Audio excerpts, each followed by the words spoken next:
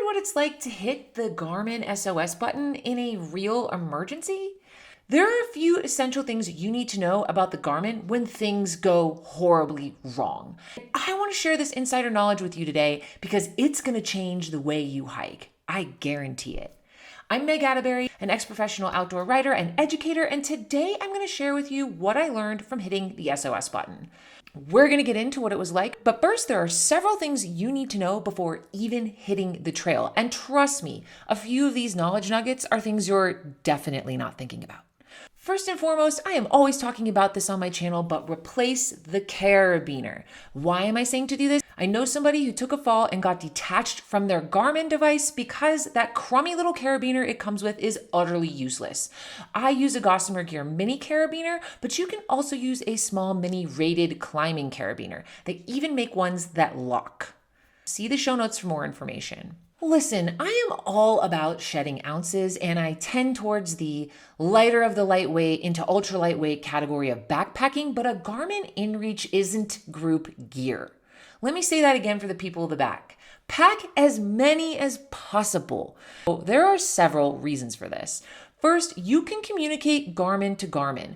I've had to do this before on the Grand Canyon's Royal Arch route. If you get separated, it is a really easy way to check in on your partner, and if you're in an emergency situation, chances are one person in your group is going to have to move around a lot. Trust me, I was always on the move when my friend got really hurt. You're not always next to water, you're not always on flat ground, and if you have to set up a shelter somewhere else, you can be separated from your partner for a pretty long time. So it's really helpful to know how to do this, and it is super easy. When you're in your account under emergency information, you'll see your InReach address. To text Garmin to Garmin, all you need to do is text someone else's InReach address, and you can text without cell phone service. The next big reason to bring more than one Garmin is that you have a backup device. This became essential for us in our emergency situation. It was the end of our trip and one of our battery packs was almost dead. Having that second Garmin with almost totally full power gave us backup in case my device completely died in the middle of our rescue. Next up, this is Garmin adjacent, but not really. Pack high-vis gear and clothing. What is that? That is bright neon colors such as neon pink, orange, yellow, or in some cases even white. It is going to be highly dependent on the environment you're going to, but in general, blaze neon orange is the best color for forested areas and mountains, while something like white, as long as there is no snow, is really well suited to the desert. Although you do give search and rescue your GPS coordinates, they have to physically locate you in the field. And the one way they found us was from our bright orange pack cover. The more high-vis gear you have, the better. And since my rescue, I have also added a reflective space blanket to my backpacking kit. This is something I always took with me hiking. However, it is a great signal indicator and can be super useful in an emergency, so I'll pack it with me backpacking too. It's a small weight penalty, but a huge way to signal for help.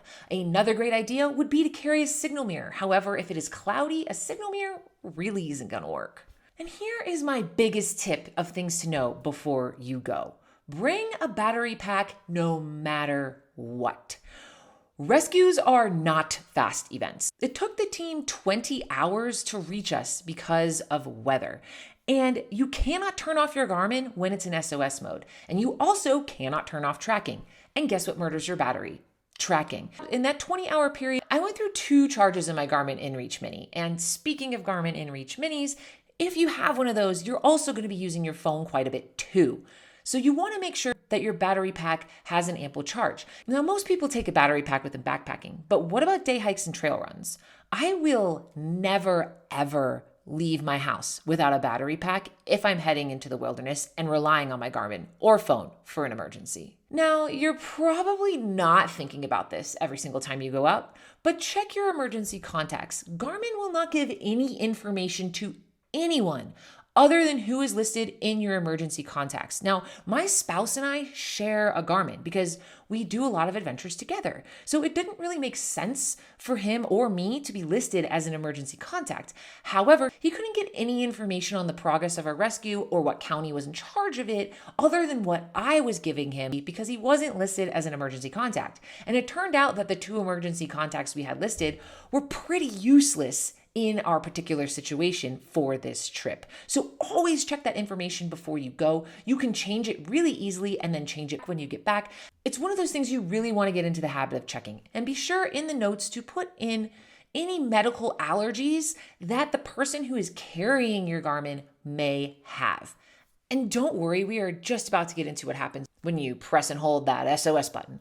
But really quick, here are a few more quick tips to keep you prepared out in the wilderness. It goes without saying that you should always have a trip plan. This is a plan for where you plan to be every night and what the contact at home should do in an emergency, and leave that trip plan with someone you trust. It helps to include the county or counties you plan to be traveling through, as well as any medical history for any of the group members. If someone is unconscious, they won't be able to relay that info, and we definitely got asked it once search and rescue picked us up. Even though I've adventured with my buddy for nearly a decade and I know the basics of their medical history, I definitely didn't know that they were allergic to certain medications. So add that to your trip plan and download it before you go for a quick resource. Lastly, know your hand signals. Waving your arms around, depending on how you do, actually signals to aircraft that you don't need any help and everything is fine.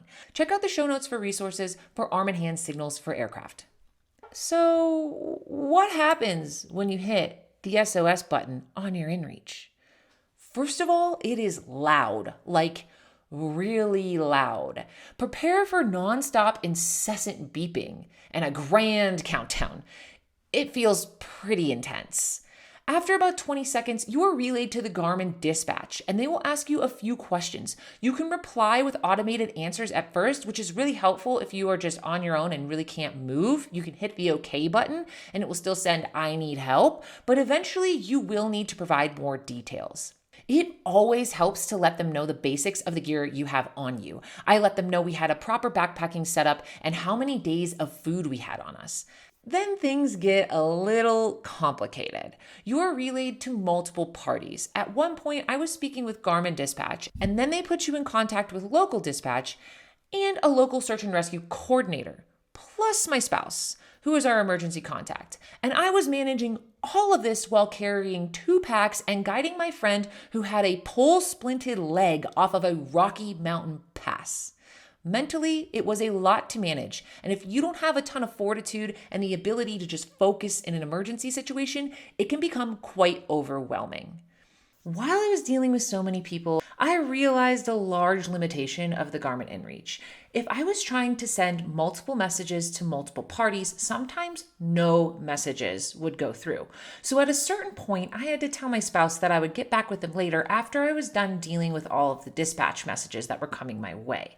The way I did this was to simply cancel all of the messages and then resend the ones in the order of importance, one at a time. While I did this, I also thought I might try out my phone's emergency satellite services.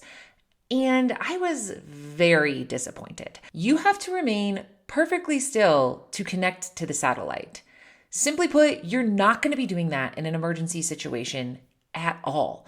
And as a result, it was just too much to fiddle with and too many things going on at once for it to be seriously useful.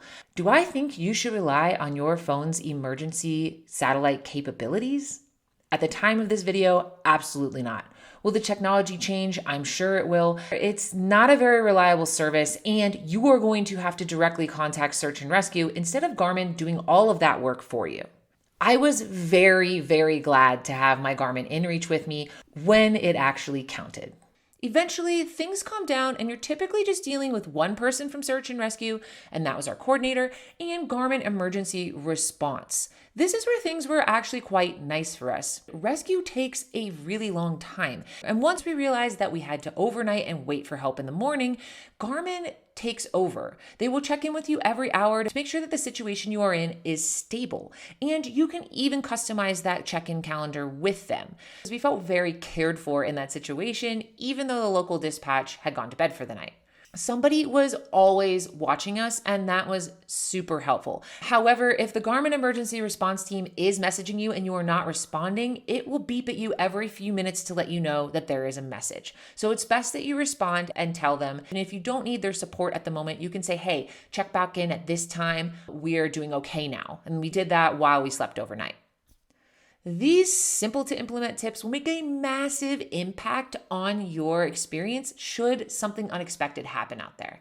Do you want to know the details of my rescue story? Then you're going to want to check out my next video where I give you a real-time look at what it was like being rescued by helicopter in the Wind River Range.